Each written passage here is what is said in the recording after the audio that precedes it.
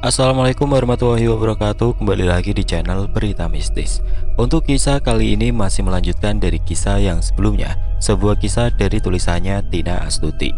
Kisah yang berjudul Orderan Kue dari Alam Sebelah. Dan sebelum kita lanjut ke ceritanya, tekan dulu tombol like video ini. Dan jangan lupa tekan juga tombol subscribe channel ini. Nyalakan juga lonceng notifikasinya agar tidak ketinggalan cerita-cerita lainnya dari channel ini. Dan buat teman-teman yang pengen membaca langsung ceritanya, nanti silahkan saja kunjungi linknya yang nanti akan saya sertakan di kolom deskripsi. Dan seperti apa untuk lanjutan dari kisah ini, langsung saja kita masuk ke ceritanya.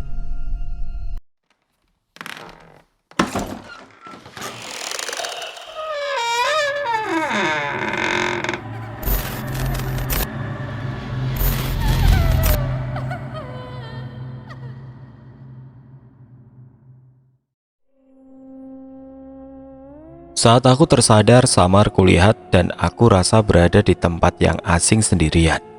Di sekitarku hanya pohon-pohon yang besar, sedangkan aku lagi tiduran di bawah pohon besar dengan akar yang menjuntai. Kurasakan ada beban berat yang menumpuk di atas badanku. Saat kulihat, aku sangat terkejut dan langsung berteriak, "Bang, tolong! Bang, tolong! Ada yang mendidih perutku! Bang, sakit bang!" Kubuka mataku dengan lebar secara perlahan. Ternyata 3 orang anak kecil tadi yang menduduki perutku. Sebisa mungkin aku mendorong mereka, tapi mereka sama sekali tidak mau turun dari atas perutku yang sedikit membuncit itu. Sama sekali aku tidak mampu bergerak. Badanku serasa terkunci oleh mereka. Mereka sangat girang hingga terdengar gelak tawa mereka. Sedangkan aku meringis kesakitan. Aku sangat khawatir atas kandunganku. Sebisa mungkin aku bangun dan bangkit untuk mendorong mereka, tapi mereka sangat kuat, walaupun mereka hanya anak-anak. Gelak tawa mereka seakan mengejekku dengan penuh kemenangan. "Makanya, jangan macam-macam terhadap kami," ucap salah seorang anak itu. "Kita ambil aja nih bayinya, kita jadikan adik kita." Jangan ambil bayi dalam kandunganku. Kami ingin punya adik," kelakarnya sambil tertawa puas. Perutku sangat berat diduduki mereka. Aku rasa aku tidak mampu bernapas lagi. Semakin aku merintih dan memohon, semakin mereka tertawa bersamaan. Badanku sungguh tidak bisa digerakkan. Persendianku seakan ikut terkunci. Sesekali aku memberontak dan mendorong mereka sambil berteriak semampuku. Tapi rasanya tenggorokanku tercekat, hingga aku tidak mampu berteriak. Aku rasa tubuhku sudah lemah lunglai. Aku tidak bisa bergerak lagi, tapi kurasakan ada yang menggoyang-goyangkan badanku. "Dek, sadar dek. Dek, bangun. Dek, istighfar." "Astagfirullah," gumamku sambil menatap wajah suamiku. "Alhamdulillah, ternyata hanya mimpi." Saat bangun, kurasakan keringat mengucur deras. Nafasku memburu, jantungku berdegup kencang. Kutatap sekitar, ternyata kami masih berada di dalam hutan. "Bawa istighfar, dek." "Ini, bawa minum dulu," sambungnya sambil menyodorkan botol minum. Segera aku teguk air putih itu. Rasanya aku benar-benar hampir mati. Alhamdulillah Allah menyelamatkanku. Segera aku pegang perutku yang dari dalam mimpi tadi diduduki anak kecil yang bertiga tadi. "Bang, bayi kita." "Kenapa, dek?" Sedikit kulus-elus perutku. Kurasakan masih ada gerakan yang merespon dari dalam. Aku membuang nafas berat. "Bang, sebaiknya kita jalan lagi aja." Pintaku penuh ketakutan, karena kulihat sekitar masih hutan yang rimbun. Aku sangat takut kembali dipertemukan dengan anak kecil yang 3 orang tadi. Suamiku menjalankan mobilnya dengan perlahan. Sesekali suamiku menanyakan tentang keadaanku. "Dek, kenapa tadi teriak-teriak?" "Abang sangat khawatir, apalagi ini di tengah hutan." Aku hanya mampu menggelengkan kepala. Aku rasa mulutku masih tidak bisa berbicara. Aku sangat shock dan takut. Seluruh tubuhku gemetar. Suamiku melepaskan jaketnya kepadaku, yang aku hanya memakai baju gamis serta jilbab pendek. "Ini pakai, dek, sepertinya kamu demam." Tidak ada respon dariku. Aku hanya mengangguk dan segera aku pakai jaket suamiku. "Bang, aku mau pulang," ucapku sambil menangis sesegukan. "Ya, ini sebentar lagi, jangan nangis dek. Aku takut." Dan bertambah khawatir nanti kalau melihat kamu menangis. Sesekali hembusan angin kencang. Dedaunan sekitar seakan menari-nari dan melambai-lambai ke arah kami. Di tengah hembusan angin, aku masih menangis dengan sesegukan. Bersamaan dengan isak tangisku, tiba-tiba terdengar isak tangis lain yang sama denganku. Aku langsung diam. Kutatap, suamiku juga menatapku balik. Terdengar isaknya yang sangat memilukan. Tanganku berpegangan erat bersama suamiku. Mobil terus melaju pelan. Isak tangisnya masih terdengar, walaupun sudah samar. Karena mobil kami terus berjalan membelah kegelapan malam yang mencekam. Kembali kami dihadapkan dengan persimpangan yang ketiga kalinya. Kali ini persimpangannya hanya berupa jalan simpang 4 pada umumnya. Semoga sehabis ini kami sudah sampai di perkotaan. Suamiku terus berjalan lurus. Aku tidak berani lagi untuk tidur. Saat ini mulutku selalu merapalkan ayat kursi tidak hentinya. Bang, aku minta maaf ya. Ucapku membuyarkan suamiku yang sedang fokus ke jalanan. Iya, abang maafkan. Abang ridho dengan adik. Jawab suamiku sembari mencium tangan sebelah kananku. Dari jauh aku melihat cahaya lampu yang terang benderang. Tapi yang kulihat kali ini bukan cahaya kuning, melainkan cahaya putih dari kejauhan. Kuharap semoga ini bukan tipu daya setan. Aku sudah bersangatan lelah. Bunyi perutku seakan meronta minta diisi. Suamiku sepertinya tersenyum karena melihat cahaya di depan. Semoga ini adalah jalan yang benar untuk kami menuju rumah. Karena sejak tadi tidak hentinya aku dibuat ketakutan berlebihan, serta sudah banyak cobaan yang datang. Badanku sudah sangat lemas. Rasanya aku tidak mampu lagi mengangkat sebelah tanganku. Penglihatanku seakan kabur dan menjadi berbayang. Suamiku menitikkan air perluhnya. Dari tadi kuperhatikan memang sepertinya dia sangat senang. Jalan yang kami lalui juga tidak seseram sebelumnya. Apa ini sudah masuk pagi? Matahari seakan berwarna merah kekuning-kuningan. Kalaupun ini sudah masuk pagi, tapi jangkrik-jangkrik masih terdengar. Burung-burung berterbangan di langit yang berwarna merah. Dek, bangun, ucap suamiku. Dek, coba lihat, kita sudah sampai mana? Dek, bangun dek, ucapnya lagi sambil menggoyangkan badanku.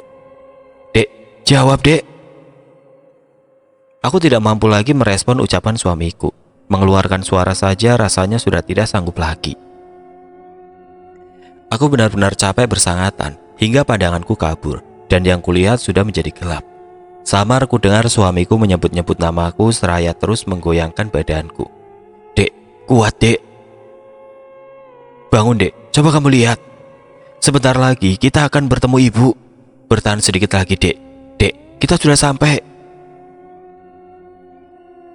Aku tidak percaya apa yang dikatakan oleh suamiku. Bisa saja itu hanya halusinasi atau tipu daya lagi seperti yang sudah aku lihat sebelumnya. Aku mendongakkan kepalaku dan melihatnya langsung. Memang di depan kami seperti lebih terang dan tidak terlalu seram, seperti hutan yang rimbun. Mataku berbinar melihat keluar memang lebih terang, dengan langit yang berwarna kuning kemerah-merahan. Pepohonan juga tidak menutupi langit lagi.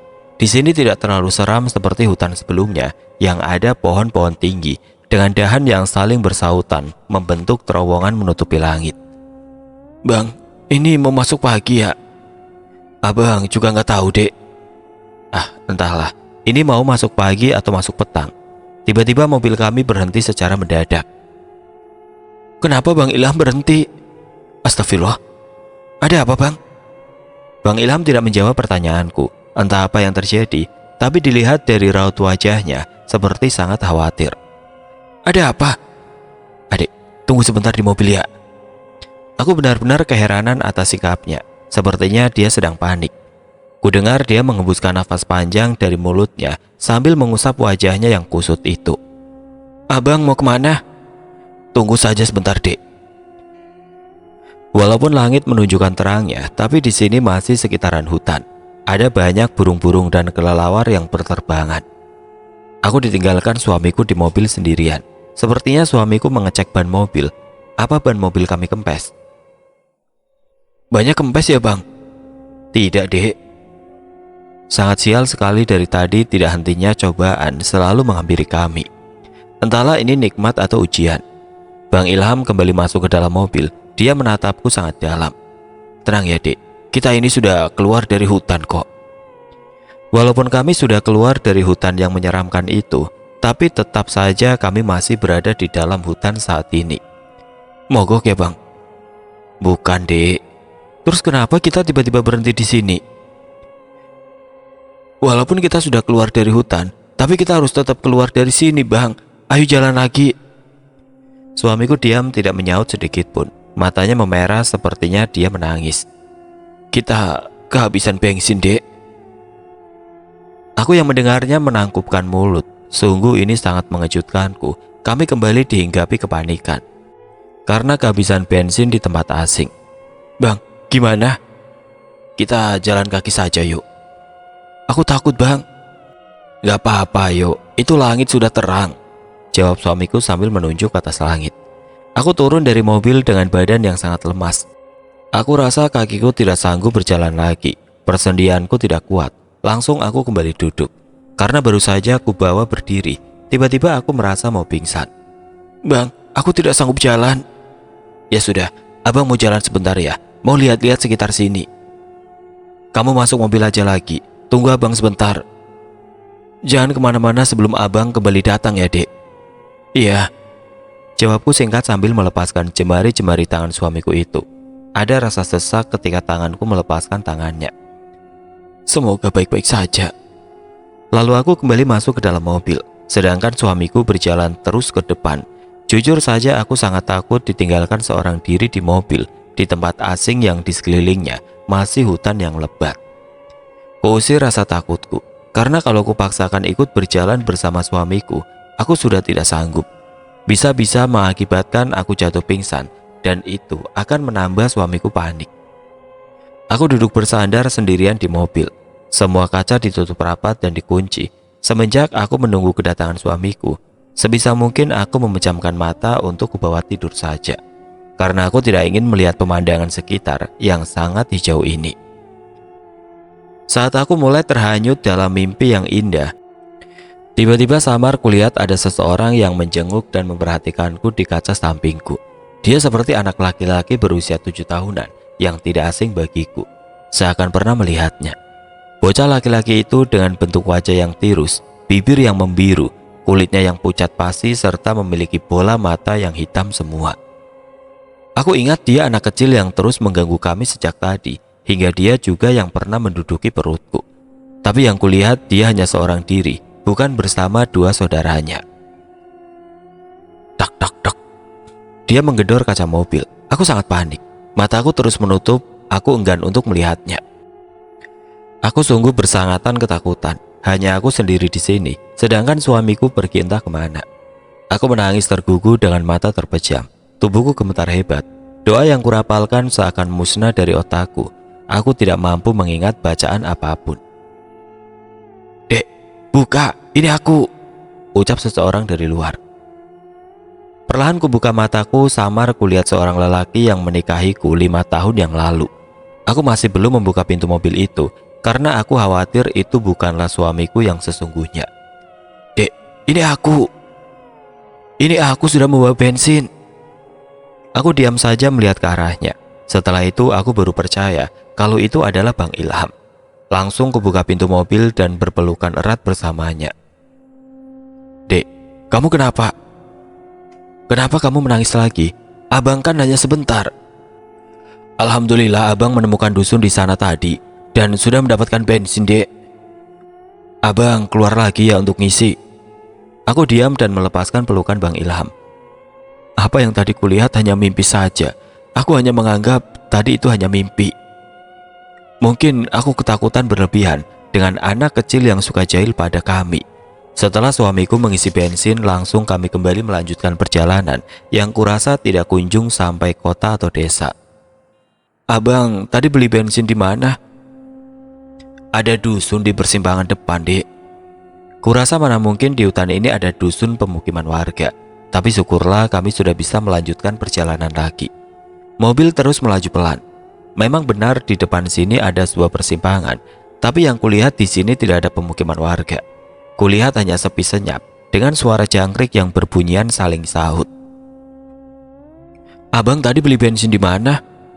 Itu dusunnya belok kanan tadi. Lalu tiba-tiba suamiku memberhentikan mobil dan kembali turun membawa jerigen kosong serta menaruhnya di bawah pohon. Aneh, kenapa tidak diantarkan langsung ke pemiliknya, tinggal sebentar belok kanan. Kenapa ditaruh di sana bang, jerigennya? Kata pemiliknya taruh di bawah pohon ini saja, nanti beliau akan melewati sini karena bakalan pergi ke kota seperti kita. Beli berapa liter tadi bang? 5 liter. Emang cukup beli 5 liter? Katanya tidak jauh lagi kita akan sampai kota dek, jadi 5 liter insya Allah cukup. Dari cerita yang kudengar dari Bang Ilham, penjual bensin tadi sangat senang karena suamiku membeli dalam jumlah yang banyak. Entah di mana dusun yang disebut oleh Bang Ilham, tapi aku hanya menanggapinya dengan anggukan. Aku rasa aku juga tidak ingin tahu, dan suamiku sepertinya juga enggan untuk menceritakannya dengan detail. Kutengok ke belakang, ternyata yang kudapati hanya kesunyian yang dipenuhi kabut. Bang, itu apa? Tanyaku sambil menuju ke arah depan. Para monyet dek. Masa kamu gak tahu? Sambung suamiku sembari tertawa seperti tawa yang dipaksakan agar menghibur aku. Sebenarnya bukan monyet itu yang kutunjuk, tapi aku ada melihat seseorang yang melintas dan berlari cepat ke arah semak-semak dan menaiki pohon kelapa secepat kilat. Yang kulihat seperti manusia yang berlari dengan cepat, tapi setelah kuamati, itu bukanlah manusia. Mana ada manusia berlari seperti melayang. Syukurlah suamiku tidak melihatnya. Sebisa mungkin kami masing-masing menutupi apa yang kami lihat secara tidak sengaja. Kadang juga selalu berusaha untuk tutup mata saja pura-pura tidak melihat. Mungkin suamiku juga melihatnya, tapi dia memilih diam, karena kalau bertanya atau apa dikhawatirkan aku takut. Sebenarnya aku ini orangnya bawel, cerewet dan banyak tanya. Tapi aku sangat trauma dengan pertanyaan yang aku tuturkan waktu itu tentang aku yang menanyakan tentang bunyi handphone yang berdering sangat keras. Secara tidak sengaja ada yang menjawab pertanyaan itu. Lagi-lagi aku merinding mengingat kejadian tentang handphone yang berdering. Ketemu pocong di jembatan, melihat anak kecil. Alhamdulillah sekarang kami sudah keluar dari hutan, tapi kami masih berada di tempat yang asing, yang sunyi, tanpa ada seorang pun. Ada banyak monyet yang berlarian di jalan. Kulihat beberapa monyet menggendong anaknya di badan. Monyet yang kami lihat ini bukan monyet raksasa waktu itu, tapi monyet yang pada umumnya.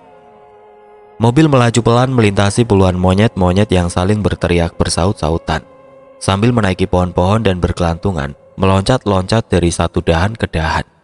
Suara monyet bersaut-sautan sangat nyaring, karena ada banyak sekali. Setelah itu kami langsung keluar dari hutan dan berada di hamparan yang sangat luas dan terang. Lebih tepatnya adalah berupa pematang sawah yang ditumbuhi oleh rerumputan.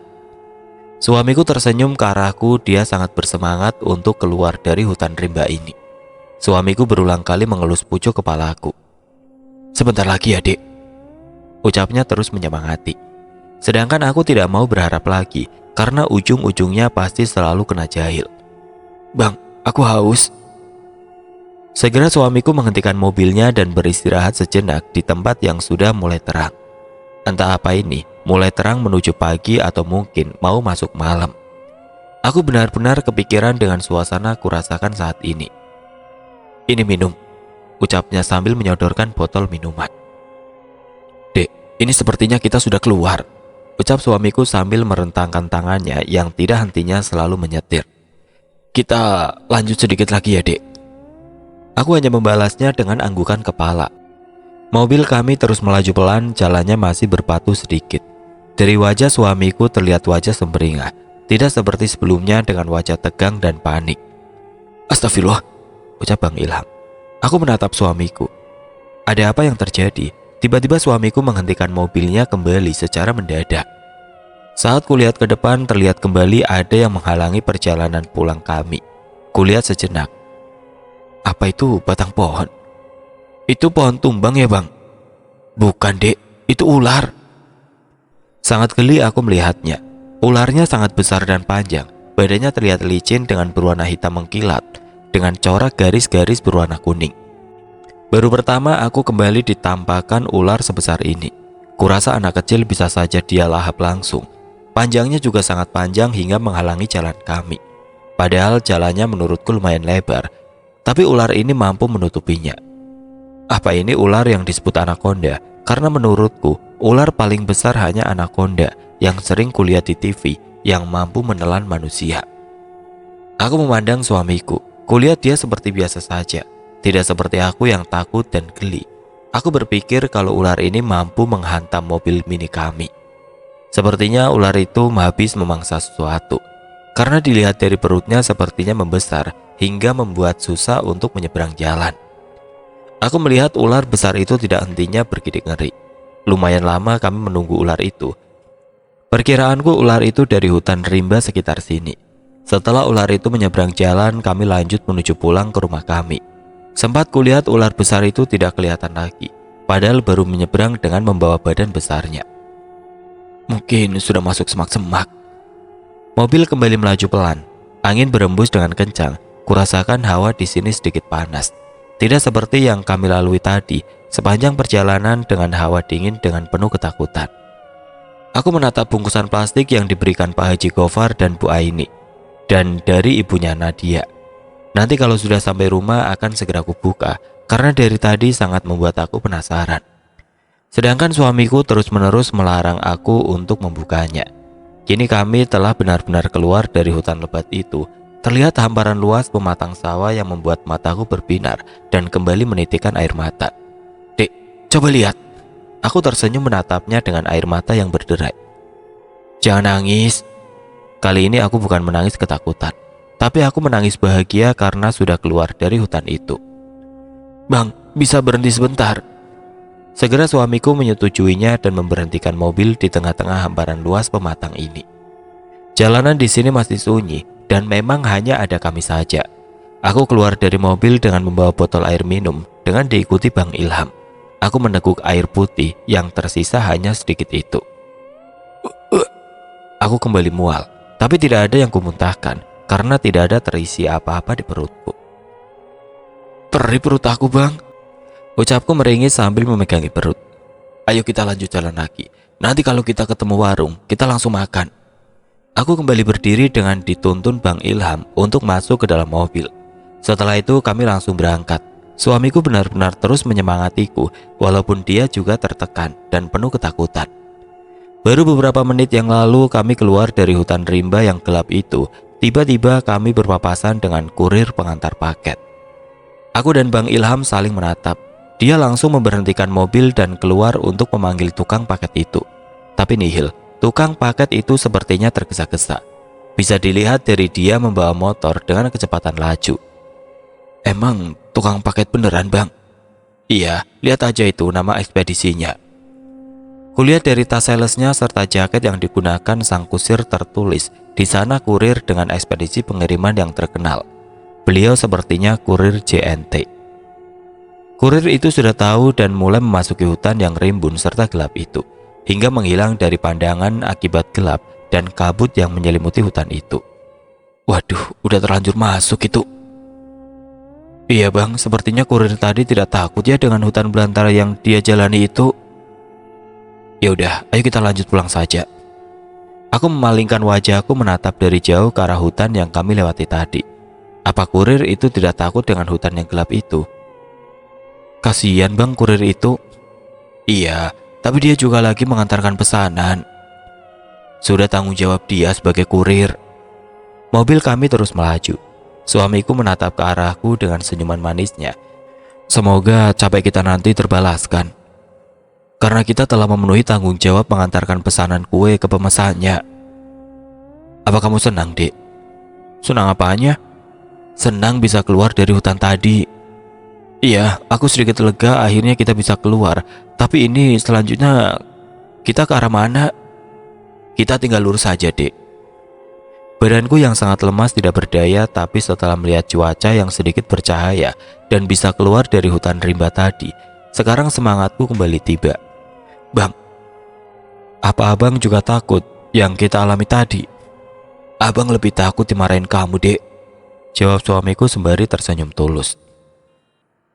Suamiku terus memberikan pertahanan dan semangat untukku. Sedikit aku merespon kepadanya tentang tatapan sayuku. Entah bagaimana caranya, sedangkan kami hanya berjalan lurus hinggalah kami tiba di sebuah jalan yang besar. Ada banyak orang yang lalu lalang, suara deru kendaraan memenuhi jalanan.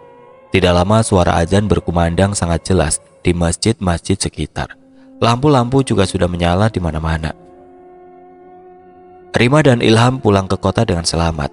Walaupun ada banyak ujian saat di jalan, tapi Allah menyelamatkan mereka sampai ke kota dan berkumpul kembali dengan keluarganya. Tidak ada ujian kalau tidak ada nikmat besar di belakangnya. Cerita kali ini diceritakan dari sudut pandang Ilham. Aku Ilham, suami dari Rima. Kami sudah menikah 5 tahun lamanya, dan alhamdulillah setelah 5 tahun penantian, akhirnya Rima hamil. Usaha kami sehari-hari hanya membuat kue dan menitipkannya ke warung pasar subuh. Ibu, adikku dan bibiku yang sering membantu. Kalau urusan mengantar kuenya hanya aku. Hari ini istriku sangat senang sekali mendapatkan pesanan yang banyak. Jarang-jarang kami mendapatkan pesanan begini. Kudengar dari cerita istriku, katanya orang yang memesan mau mengadakan acara. Mereka juga tidak segan-segan langsung mentransfer lunas uang kue. Mungkin mereka sangat percaya dengan kami. Hari itu tiba, kami sangat disibukkan dengan membuat kue karena ada beberapa pesanan kue hias ulang tahun, kue buat acara selamatan, kue buat nganter ke warung-warung. Sedangkan Rima tidak bisa terlalu capek, mengingat dia yang sedang hamil. Apalagi ini adalah hamil anak pertama setelah lama menunggu. Setelah aku mengantar kue-kue ke pemesan, ada satu alamat lagi yang minta diantarkan sebelum maghrib. Perkiraan alamat yang akan dituju tidak jauh.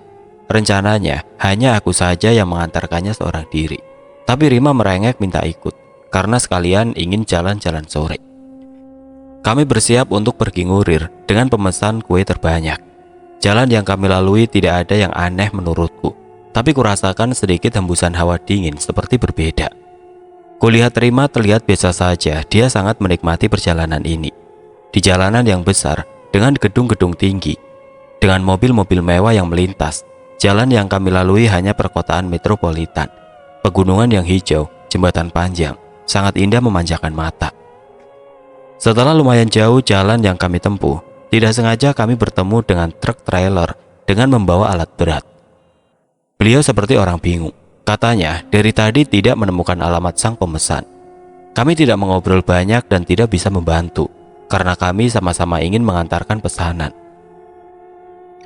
Tidak ada yang aneh, karena waktu itu aku tidak sadar sama sekali. Siapa sangka ternyata kami berjalan di dunia lain. Yang ku tahu, tidak bisa masuk ke dimensi lain, kecuali ada orang dalam yang menuntun secara langsung. Kalau kami bisa masuk ke dalam dunia lain, berarti sang pemesan langsung yang memberi instruksi jalan. Ada banyak rumah-rumah megah dengan warna cat berwarna emas putih dengan ukiran bermotif elegan khas Timur Tengah. Sesekali aku dan Rima bercanda ingin tinggal di sini dan mempunyai rumah mewah seperti di sini. Karena kami belum memiliki rumah sendiri, kami masih menumpang di rumah orang tua. Rima sangat senang karena dia tidak hentinya tersenyum. Tibalah kami di rumah pemesan kue yang ku tahu namanya Mbak Kemuning. Orangnya sangat ramah.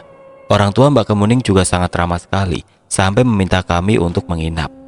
Tapi itu kutolak karena Rima sudah mengantuk. Dan aku tidak mau menginap juga di rumah orang yang baru kami kenal.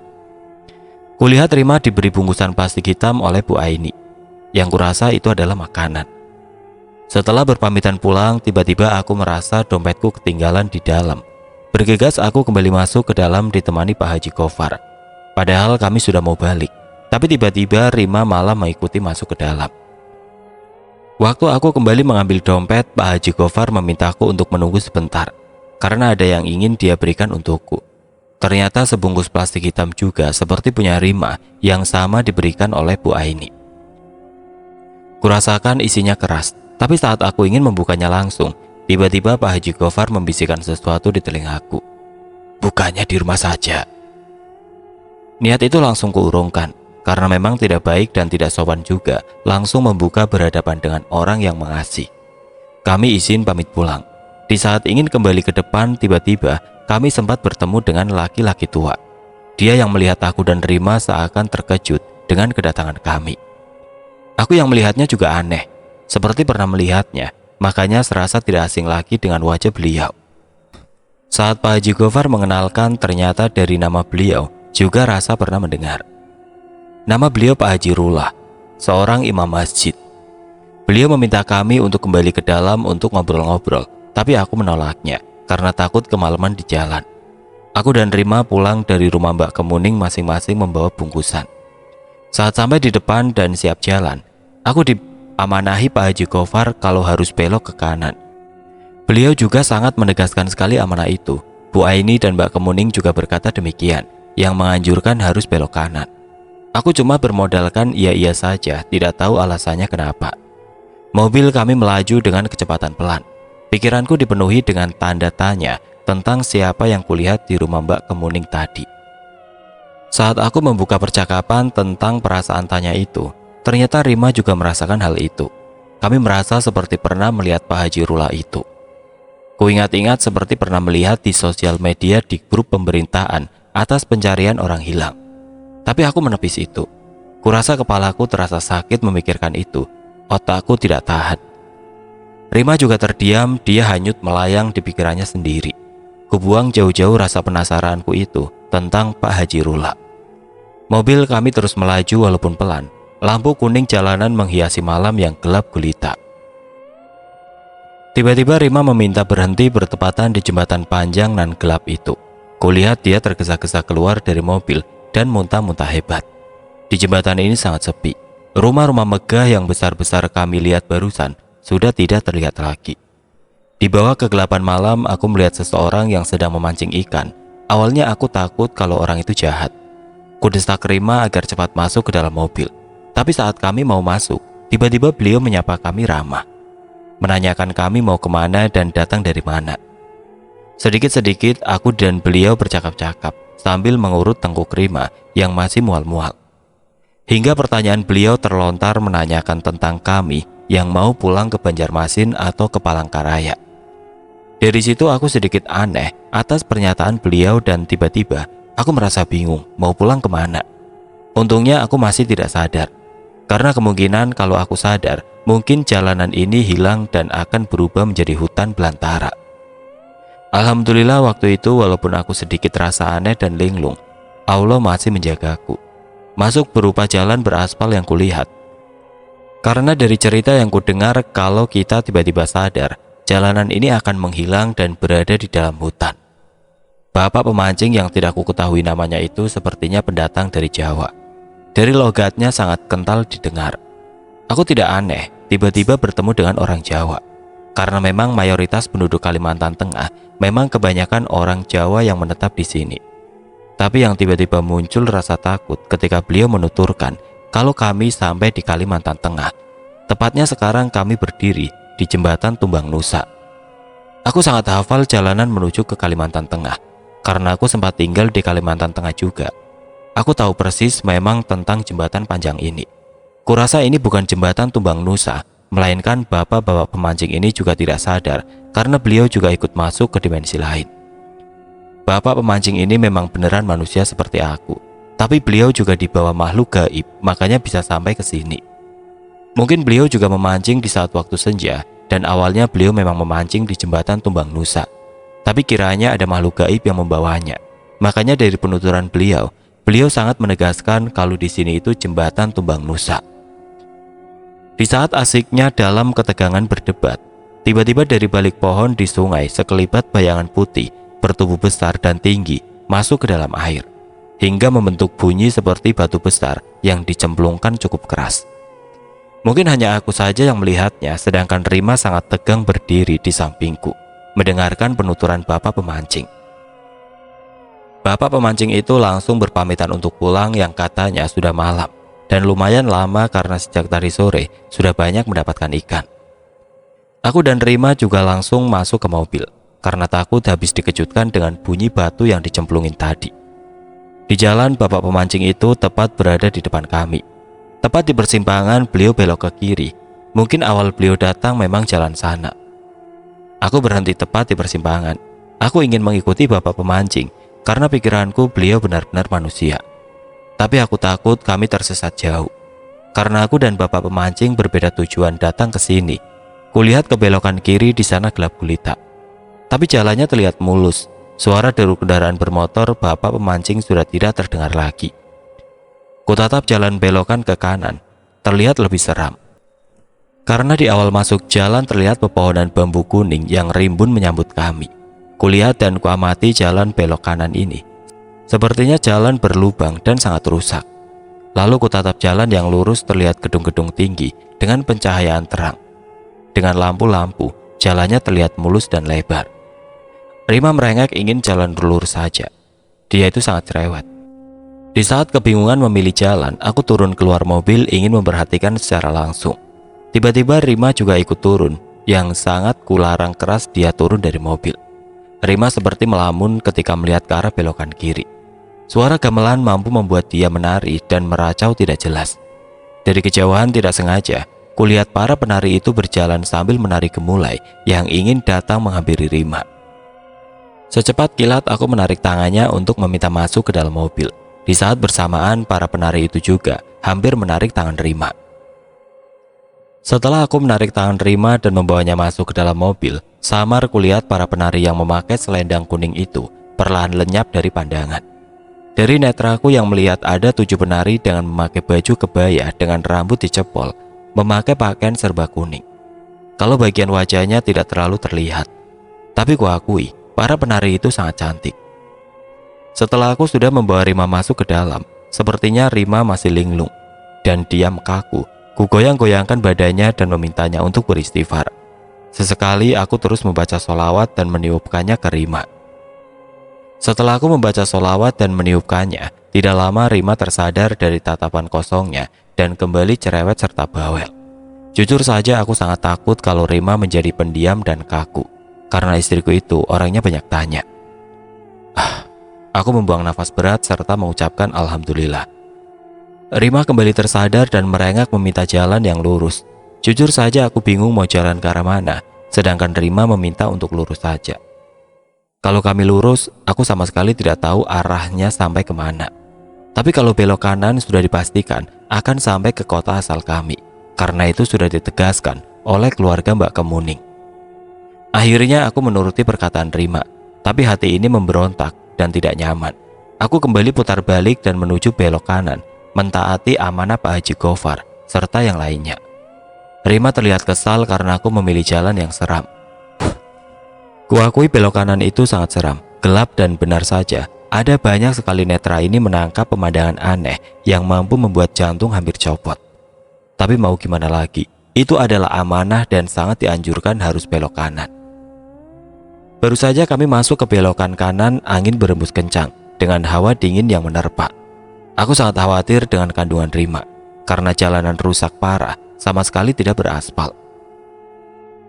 Jalanan yang gelap tanpa penerangan sedikit pun dan hanya lampu mobil kami sebagai petunjuk penerangnya. Berhubung aku belum pernah lewat sini dan jalannya yang tidak memungkinkan untuk laju membawa mobil, makanya aku sangat lambat mengendarainya. Alasanku yang selalu meminta Rima untuk tidur itu karena aku tidak ingin dia melihat hal-hal yang tidak diinginkan. Dan biar dia tidak cerewet banyak tanya atau dia mengeluh dengan keadaan saat itu. Benar saja baru masuk ke jalan belok kanan, tiba-tiba kami dikejutkan dengan bertemu anak perempuan berusia sekitar 5 tahunan yang sangat cantik dan putih. Kami melihat dia menangis di pinggir jalan. Tangisnya seperti anak kecil pada umumnya. Berhubung mobil kami pelan, kami sempat menatap anak kecil itu dengan jelas. Awalnya aku hanya melewati anak itu saja, karena Rima sangat melarang untuk membantu anak kecil yang bernama Nadia itu.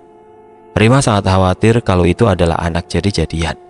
Tapi hatiku tidak enak dan tidak tega melihatnya menangis sangat kejer.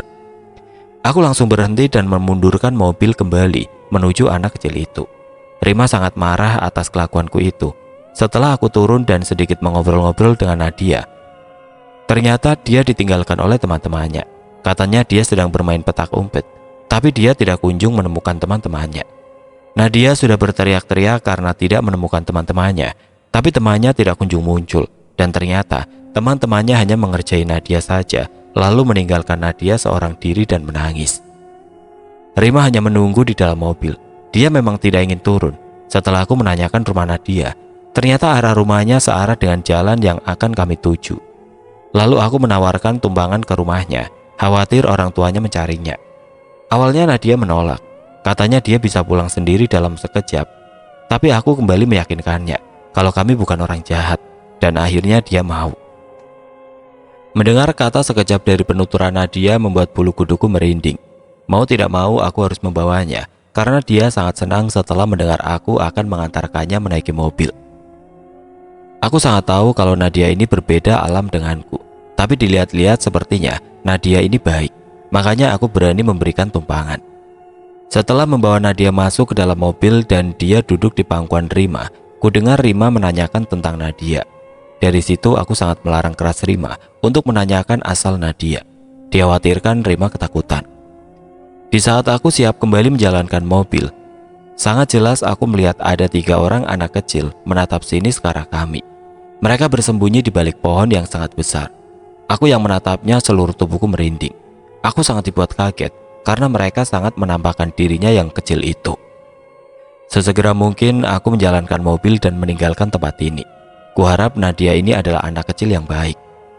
Sesekali Rima menanyakan tempat tinggal di rumah Nadia, menanyakan alasan kenapa Nadia bisa sendirian di tempat yang gelap itu. Di saat Rima menanyakan hal begitu, aku selalu memotong pembicaraan dan mengalihkan pertanyaan Rima. Aku juga khawatir Nadia berkata polos dan menjawabnya dengan sebenarnya. Bisa-bisa Rima ketakutan. "Nadia, tidur saja bareng tante, agar tidak terasa," ucapku menyuruh mereka tidur. "Iya om, Nadia juga udah ngantuk," jawabnya dengan ciri khas suara anak-anak. Kulihat sepertinya Rima juga mulai mengantuk. Dari tadi kuperhatikan dia selalu menguap. Kutatap Rima dan Nadia sudah terdiam. Tidak ada lagi obrolan dari mereka. Mereka sudah tertidur pulas masing-masing. Aku membawa mobil pelan dan sangat hati-hati. Di sekitar jalanan ini sepertinya pematang sawah. Ada banyak sekali pohon pisang yang berjajar rapi di pinggirnya. Lagi-lagi aku merinding, karena hanya aku yang tidak tertidur sendirian. Pernah ku dengar cerita katanya para kuntilanak dan pocong suka bersembunyi di balik pohon-pohon pisang. Kenapa aku keingat dengan cerita ngawur begitu? Kubuang jauh-jauh rasa takutku dan terus melajukan mobil membelah kegelapan di malam yang mencekam ini.